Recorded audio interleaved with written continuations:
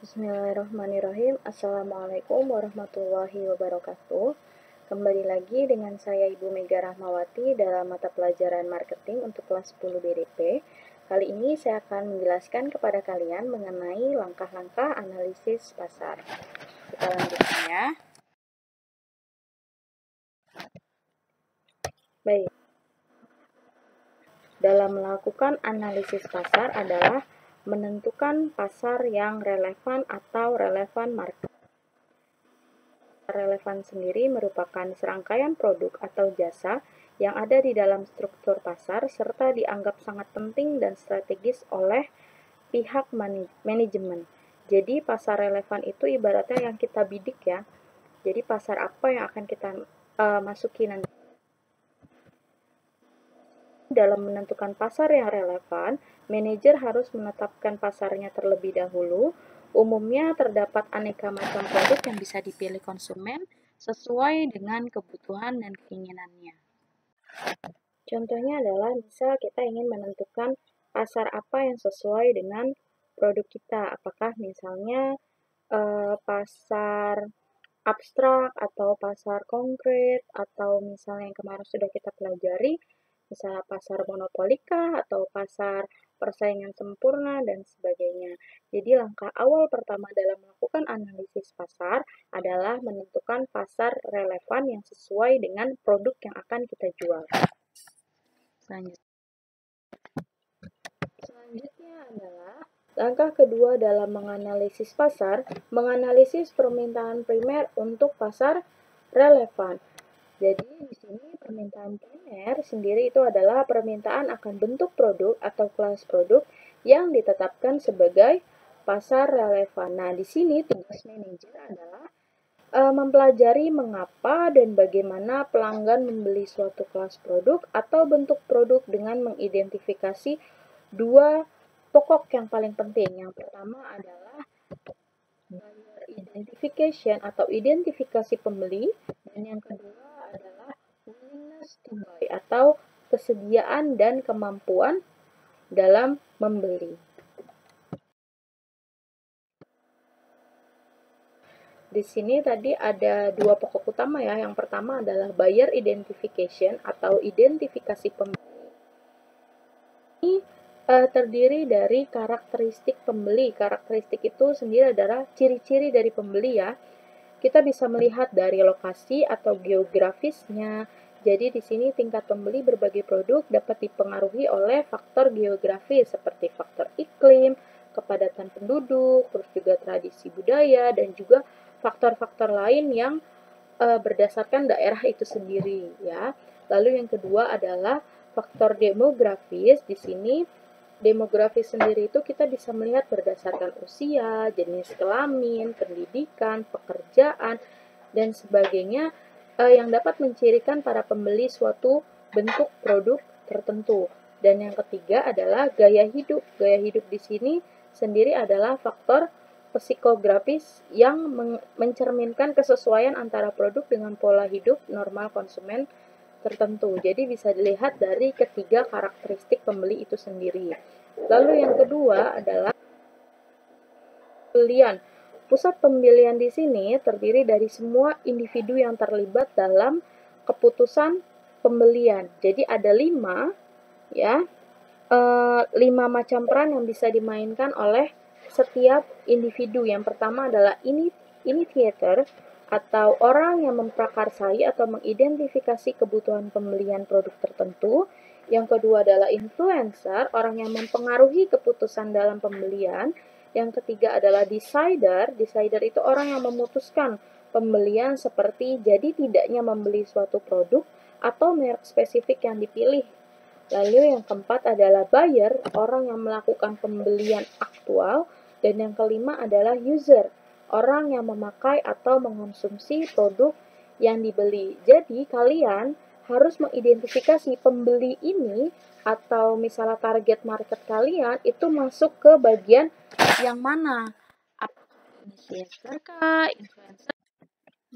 Baik, yang selanjutnya adalah perputaran pelanggan. Di sini perputaran pelanggan menunjukkan tingkat di mana sebuah organisasi harus mengganti semua atau sebagian besar individu di pasarnya dikarenakan adanya perubahan karakteristik konsumen. Nah, di sini ada faktor-faktor yang dapat mempengaruhi perputaran pelanggan, antara lain adalah mobilitas geografis,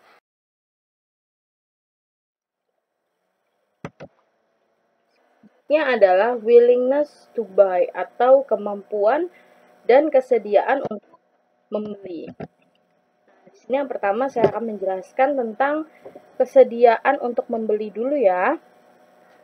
Nah, di sini kenapa kita harus mengetahui kesediaan untuk membeli dari para konsumen?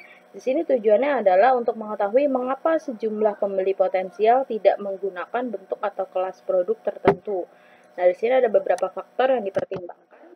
Yang pertama adalah produk dan jasa terkait. Terkadang pemakaian suatu produk relatif terbatas dikarenakan kurang memadainya produk dan jasa tersebut. Jadi kita harus mengetahui apakah produk dan jasa kita itu yang kita jual itu mampu memenuhi kebutuhan konsumen atau kesediaan konsumen untuk membeli atau tidak. Nah, yang kedua, masalah pemakaian. Nah, sejumlah produk dipersepsikan tidak mampu berfungsi sama baiknya untuk segala situasi. Jadi kita harus menentukan apakah produk kita itu dapat menyelesaikan masalah yang dimiliki oleh para konsumen, sehingga konsumen dapat dengan baik memakai produk yang kita jual. Lalu yang ketiga adalah kompabilitas nilai atau pengalaman. Di sini apabila suatu produk baru menuntut perubahan dalam hal perilaku pembelian atau pemakaian produk yang bertentangan dengan pengalaman konsumsi pelanggan atau sistem nilai yang diyakini pembeli, maka tingkat adopsi cenderung akan rendah. Ya, jadi nilai dari suatu produk itu sendiri. Dan yang keempat adalah resepsikan oleh konsumen. Jadi kesediaan konsumen untuk membeli suatu bentuk produk ditentukan pula oleh tipe resiko yang dipersepsikan atau yang dibayangkan oleh konsumen, ya. Di sini kemampuan untuk membeli. Nah, kemampuan untuk membeli suatu produk dapat dibatasi oleh sejumlah faktor. Ada beberapa faktor ya. Yang pertama adalah faktor biaya.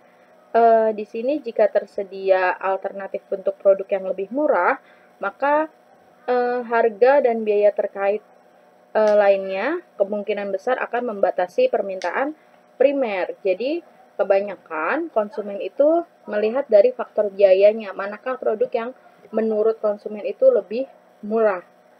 Dan yang kedua, kemasan atau ukuran. Penjualan bentuk produk tertentu bisa jadi dibatasi oleh tuntutan kebutuhan ruang dan ukuran. Biasanya konsumen juga melihat nih ukuran yang sesuai dengan kebutuhannya dia sendiri. Yang ketiga adalah ketersediaan spasial. Biaya mendapatkan suatu produk mungkin pula merupakan fungsi dari faktor lokasi. Selain itu, tingkat pembelian tingkat produk yang bernilai rendah dan dapat ditunda dapat pula ditingkatkan dengan cara mempermudah akses konsumen. Baik, yang selanjutnya adalah menganalisis permintaan selektif untuk pasar relevan. Kalau tadi kita berbicara tentang permintaan primer, ya, tentang mengapa dan bagaimana konsumen itu memilih suatu produk, dan yang selanjutnya ini adalah permintaan selektif. Permintaan selektif sendiri itu adalah permintaan akan merek atau pemasok spesifik di dalam pasar relevan. Jadi di sini manajer lebih berfokus pada pemahaman atas pilihan merek atau pemasok yang dilakukan oleh konsumen dengan melalui yang pertama adalah identifikasi tipe proses keputusan pelanggan, dan yang kedua identifikasi atribut determinan. Di sini selanjutnya adalah identifikasi proses keputusan pelanggan. Jadi keputusan pembelian konsumen itu dapat dikelompokkan berdasarkan tipe-tipe konsumen. Nah, di sini secara garis besar proses konsumsi itu berlangsung dalam 4 kategori situasi ya. Ada situasi komunikasi, lalu ada situasi pembelian, situasi pemakaian, dan juga situasi penghentian pemakaian. Nah, secara lebih lanjut, situasi-situasi yang relevan bagi pemahaman perilaku konsumen sini dapat diklasifikasikan menjadi 5 macam. Pertama adalah physical surroundings atau mencakup lokasi geografis. Tadi lokasi geografis sendiri itu berdasarkan tempat tinggal ya. Yang kedua social surroundings atau meliputi kehadiran orang lain yang berpengaruh terhadap perilaku konsumen individual. Yang ketiga adalah temporal perspektif, yaitu pengaruh ketersediaan waktu terhadap perilaku konsumen. Sendiri adalah text definition, minat, motif, alasan, atau kriteria dalam memilih, berbelanja, atau mengumpulkan informasi mengenai produk tertentu. Lalu yang kelima adalah attendance states, yaitu aspek-aspek yang lebih berupa momentary moods seperti gelisah, senang, bermusuhan, atau gembira, atau momentary conditional ketimbang sifat individual jangka panjang, seperti itu ya. Ini proses keputusan pembelian konsumen akhir. Ada 3 ya. Yang pertama adalah extensive problem solving atau pemecahan masalah efektif. Dalam tipe ini konsumen tidak memiliki pengalaman sebelumnya dalam pembelian suatu produk. Jadi benar-benar konsumen yang baru ya, yang baru memasuki pasar gitu. Lalu yang kedua adalah limited problem solving atau pemecahan masalah terbatas. Nah, di sini konsumen memiliki sejumlah pengetahuan tentang kategori produk, lalu kriteria pilihan yang relevan, namun menjumpai adanya merek baru. Jadi dia konsumennya mengetahui adanya merek baru dari suatu produk tersebut. Dan yang ketiga adalah problem solving atau perilaku response rutin. Nah, di sini konsumen telah berpengalaman dalam menentukan pilihan produk sesuai dengan kebutuhan dia sendiri.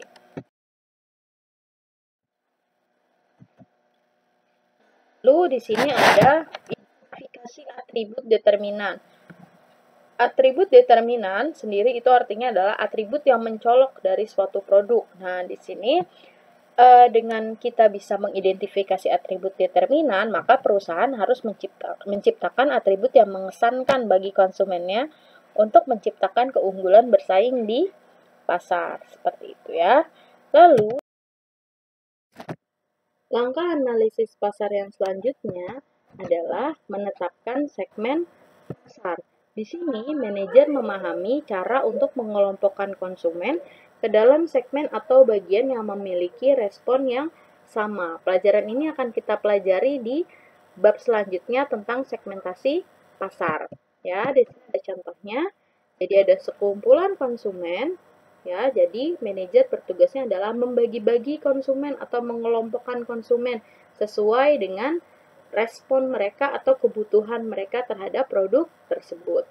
Nah, lalu yang selanjutnya adalah menilai persaingan. Di sini manajer harus mencermati persepsi atau pandangan konsumen terhadap produknya dibandingkan dengan pesaing ya. Jadi kita harus menilai juga persaingan atau saingan kita sendiri dalam suatu produk tersebut.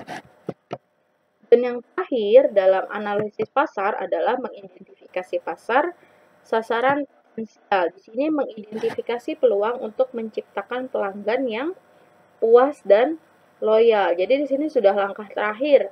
Kita harus tahu pasar kita sendiri itu siapa sehingga nanti bisa menciptakan pelanggan yang puas dan loyal. Seperti itu. Baik. Itulah materi yang saya sampaikan terkait dengan langkah-langkah analisis pasar. Semoga dapat bermanfaat untuk kalian. Apabila ada yang ingin ditanyakan, silakan drop the comment di Google Classroom kalian. Sekian pertemuan kali ini. Assalamualaikum warahmatullahi wabarakatuh.